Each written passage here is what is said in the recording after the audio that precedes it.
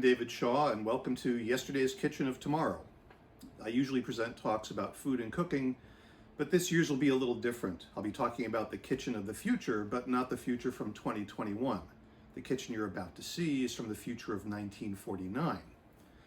When Rose Fox, one of our program chairs, learned that I was planning to remodel my kitchen, they sent me a link to A Step-Saving Kitchen, an educational film produced by the U.S. Department of Agriculture. During this talk, we'll look at the film, during which I'll pause and offer observations about what became reality and what was lost to the dustbin of future history.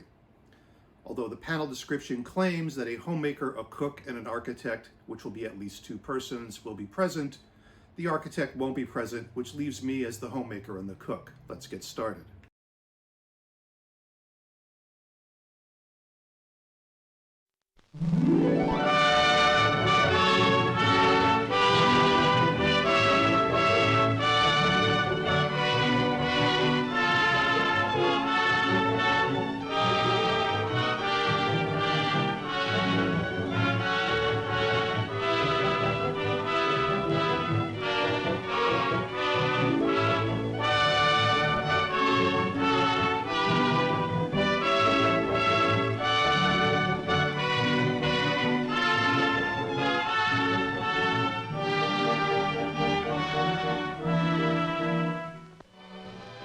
Since the early 1920s, the USDA studied how homemakers moved through their days and spent their time by equipping women with pedometers and having them keep time-use diaries.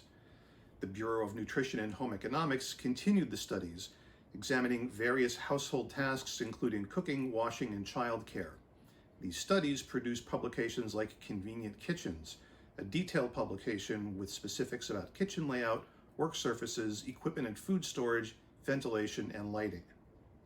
These plans were developed for people just like you. The person advising the couple, who is also our narrator, is Louise Stanley, the head of the Bureau, who was appointed in 1923. People who are interested in having the very latest ideas in design that will help them cut down on the time and the effort that must be spent in doing kitchen work. Since you folks have an old-fashioned kitchen, you know the amount of stooping and reaching that must be done, and the running from one corner of the kitchen to the other. During the last few years, our Bureau and the land-grant colleges have received hundreds of requests from farm homemakers asking for suggestions that would help them do their kitchen work faster and more easily. That's why we've developed this kitchen. Well, just how did you go about developing the design for this U-kitchen? We based our planning on established principles of work simplification to supply storage space and workspace for all the activities that take place there, arranged for maximum convenience and with good working heights and good light.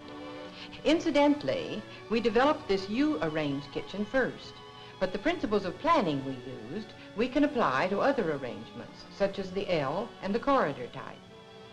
Laboratory research in our Bureau and in the state agricultural experiment stations has made evident many of the requirements of a good kitchen. For an agency concerned with kitchen efficiency, that's very inefficient cookie cutting. For example, we have learned that more counter space is required for the making of cookies and bread than for any other mixing operation. Experiments have shown that we need at least 36 inches and that 42 inches is a more desirable length for the mixing counter.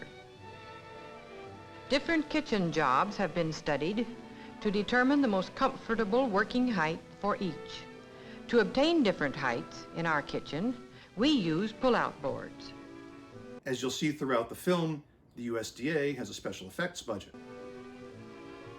We designed revolving corner cupboards to make the greatest use of available space.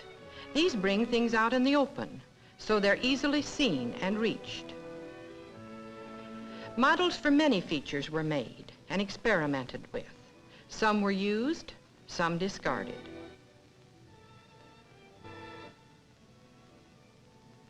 Good lighting is important in the kitchen. To obtain this, we developed a design for a homemade fixture, which would enable the farmer to use modern lighting at minimum cost. A shallow wooden trough in which we mounted four 40-watt fluorescent tubes was hung 8 inches from the ceiling, above the work centers. And finally, our kitchen began to take form. The units for each activity were put together to secure an orderly sequence of work. We planned this kitchen to take care of the preparation of food, eating, clearing, and some food preservation. There's a lot to unpack here. Kitchen layouts are organized around the work triangle, the points of which are defined by the positions of the stove, the refrigerator, and the sink. My home had the fridge, stove, and sink in 3 separate areas separated by doorways. When I pointed this out to our real estate agent, they dismiss it with, "The current resident doesn't cook very much." I could tell. When I was finally ready to remodel the kitchen, I invited an architect friend over for dinner a few times. He observed my movements, took note of where I kept things, and asked a lot of questions. 5 free dinners later, he presented me with a sketch of a new layout. 1 trip to IKEA and a not insignificant expense resulted in a new kitchen with more counter space and cabinet space, although the corner cabinet wasn't built to the atomic bomb resistance specs that you just saw. Time and motion studies still work. Take another look at that kitchen. It's small. It takes only 3 or 4 steps to get to each point in the triangle.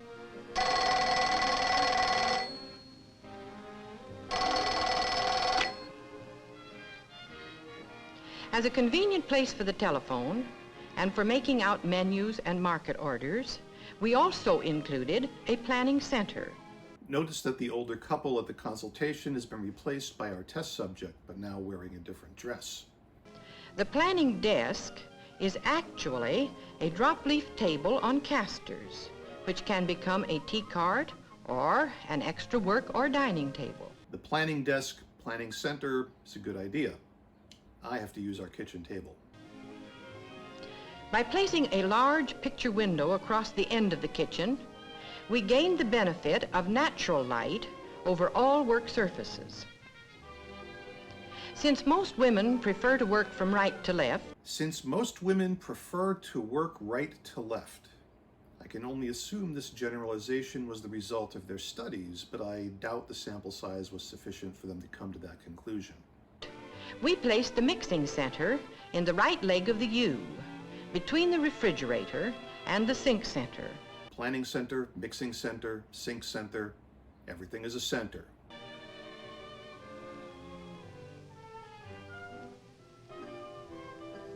I like the recipe holder inside the cabinet door. Good idea. In the mixing center, as in all other work areas, we planned storage facilities to take care of all of the supplies and the equipment used in that center. Look at all that wasted space above the fridge.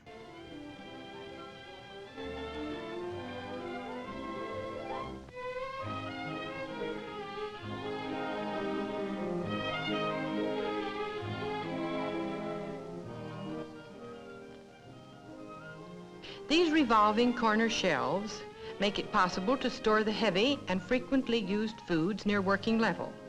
They are roomy enough to hold all of the staple supplies used here. Revolving corner shelves remain a good idea for making maximum use of what would otherwise be dead space. Just below counter level, shallow drawers give handy access to small equipment used in the mixing center. Even in the best of kitchens, one will have to stoop sometimes.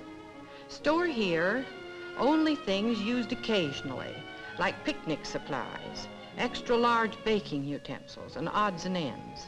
Who keeps picnic supplies in their kitchen? See how easy it is to get at what you want. We designed the smaller top shelf for long-handled pans to allow full use of the shelf space below. Space ordinarily wasted is utilized to advantage by these built-in bins for flour and sugar. Another advantage is that they eliminate canisters, which take up counter surface. Behind the door, a container holding 40 pounds of flour feeds into the smaller bin below. Let's talk about these bins. How do you keep the bugs out? How do you replenish the contents? Is there a slider you pull out to feed more into the bin? And how do you get to the larger storage container?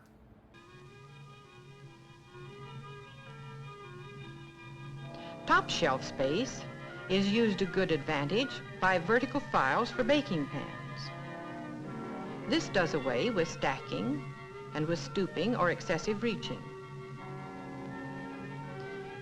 This mixing center, like the other centers in our kitchen, embodies all the principles of good planning. Thus it has plenty of work surface at comfortable heights, well lighted by natural and artificial lighting, with everything needed stored within easy reach. For sitting at work, this pull-out board at lap level, 26 inches above the floor, gives a good working height. The pull-out work surface is unusual. Why can't she use the big kitchen table instead? It permits a woman to sit comfortably in an ordinary kitchen chair with a good backrest, her feet flat on the floor while she's working at long and tedious jobs. A woman working at long and tedious jobs. This particular job appears to be adding cooked vegetables to boxes with plastic liners, which can be heat sealed with an iron. My guess is that once sealed, the boxes are closed, labeled, and put in the freezer. If those vegetables have been fully cooked, when they're thawed and reheated, they'll turn to mush. She also doesn't seem very happy. Has she been listening to the narrator? To supply additional work surface in food preservation, the table from the planning center can be easily rolled over and placed next to the pull-out board.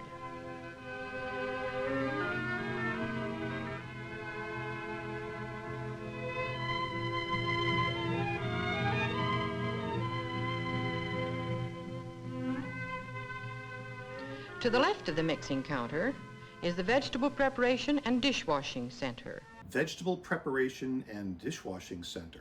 In other words, the kitchen sink. With knife rack and utensil cupboard at the right, vegetables in front of her, and sink at the left, this worker has a step-saving setup for preparing vegetables. This worker. Now she's just a worker. Even more dehumanization. A garbage hatch in the counter eliminates stooping and avoids repeated handling of garbage.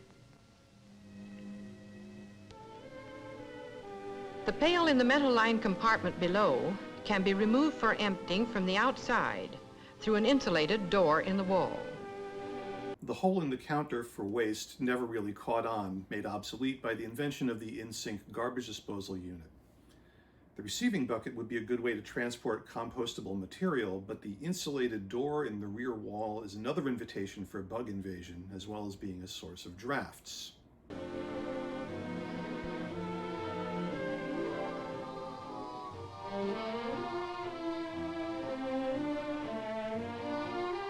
All bins and the compartments into which they fit are designed for easy cleaning.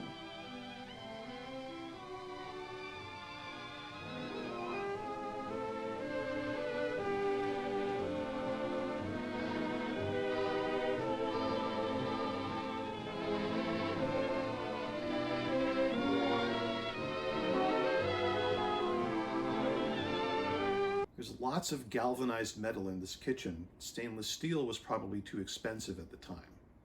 Also, that family eats a lot of potatoes and onions.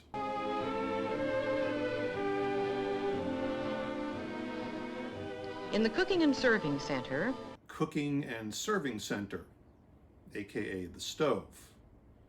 The boiler insert is a clever idea, probably where the vegetables she had packed were cooked. On the other hand, it limits the stovetop to only 3 burners. are all of the supplies and equipment used at the range.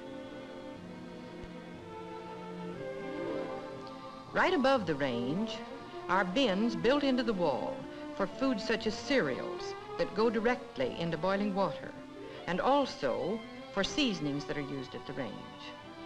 Above the stove are more bins and presumably more bugs. But if that boiler is in heavy use, which seems to be the case, then wouldn't the steam cause all those dry ingredients to clump? The contents of those white and brown sugar bins must be solid rocks.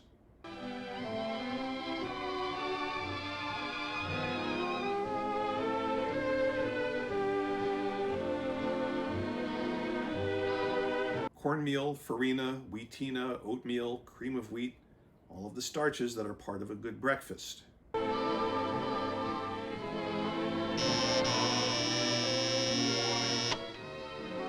Notice how these doors fold back, safely out of the way.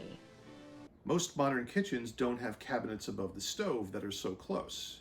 That space is taken up by a ventilation hood whose exhaust duct is hidden by cabinets near the ceiling. The folding doors are a good idea that never really caught on. Serving dishes and range utensils are close at hand. Half of that stovetop is used as an extension of the counter space. Why couldn't there be more burners there instead?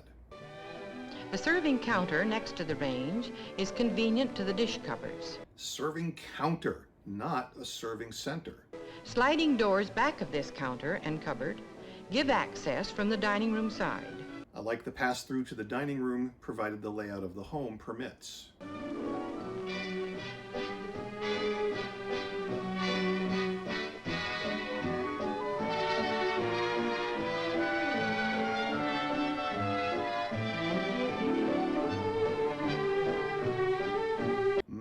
Plain boiled potatoes. Where did that roast come from? In the dishwashing center, dishes are scraped directly into the garbage hatch and stacked ready for washing. The dishwashing center returns, formerly the vegetable preparation center.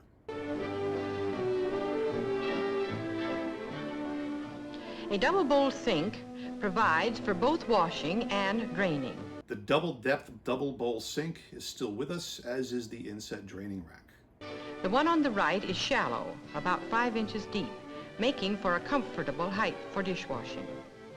The drainer hangs across the deeper bowl, with room at the side for emptying liquids. This bowl, because of its depth, 8 inches, is also satisfactory for washing large quantities of fruits and vegetables. Just back of the faucets is a cupboard for storing soaps and cleaning supplies. Extra supplies and a handy wastepaper basket are kept under the sink. I think we all still keep cleaning supplies under the sink.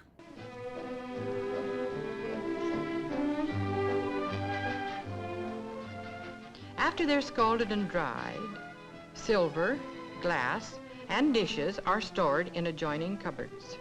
What are in the bins to the left of the sink? More potatoes?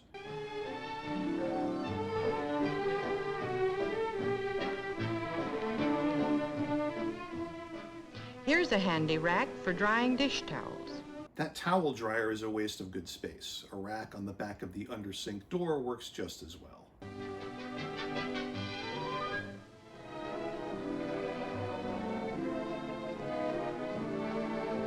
Out of the way of meal preparation is this storage closet. Besides cleaning equipment, it has a rack for first aid supplies, convenient for emergencies. The upper section is reserved for a few jars of canned foods, saving trips to the food storage room. There's not much to say about the closet space. I removed the door from a similar closet in my kitchen and installed bookshelves for my cookbooks, which are on a shelf above the planning center in this kitchen. There's also a radio on that planning center shelf. If she's like me, it's always on when she's cooking, playing one of her personalized Spotify playlists. This serving counter, adjacent to the range, is convenient to both the dining room and the kitchen dining table. This attractive dining space has been planned to be compact, but not cramped. It gives ample room for a table that can be extended to seat 6 comfortably. If they have a dining room, why would they try to seat 6 in the kitchen? And finally, she's smiling, having fulfilled her function as the maker of food. Look at that dinner: roast beef, boiled potatoes, chocolate cake, and what appears to be strawberries and jello. She probably cranked out meals like that every day, which guaranteed she spent most of her time in the kitchen. A ledge under the large picture window is wide enough to hold the electrical equipment used at the table. Shelves below give convenient storage space. In this kitchen, that has made her task of food preparation so much lighter. Made her tasks so much lighter. This mindset that food preparation is labor to be endured instead of enjoyed persists to this day. Also note that she's the housewife, not a mother. The housewife can share her family's enjoyment at mealtime.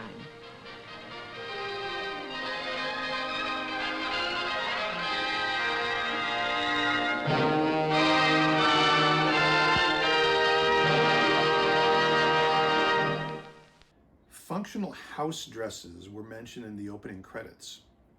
Although an informal garment, the house dress, particularly during the 50s, was intended to be a stylish and feminine garment as well as serviceable. There probably weren't any other choices available at the time, since women's pants were not something that you saw very often. The whole idea of having to appear stylish and feminine in the kitchen, no matter how impractical the clothing might be, was a stereotype that persisted into the 60s. But if you look carefully, at least she's wearing sensible shoes. Let's recap. The modern kitchen depicted here was designed to make a housewife's work less tedious, a goal at which it succeeded. However, the modern kitchen comes with a modern housewife who is expected to do all of the essential yet invisible work to maintain a household, and she does it alone. Kitchens today are designed to be more open and spacious, meant to be a focus for family activity. You can see the cooking happening, and if you're like me, you can get other family members involved. Cooking used to be, and should be again, a communal activity fostered by a recognition of the importance of kitchen work. That's something we have to do that no amount of clever design can replace. Thanks for listening. I'm looking forward to continuing this conversation online.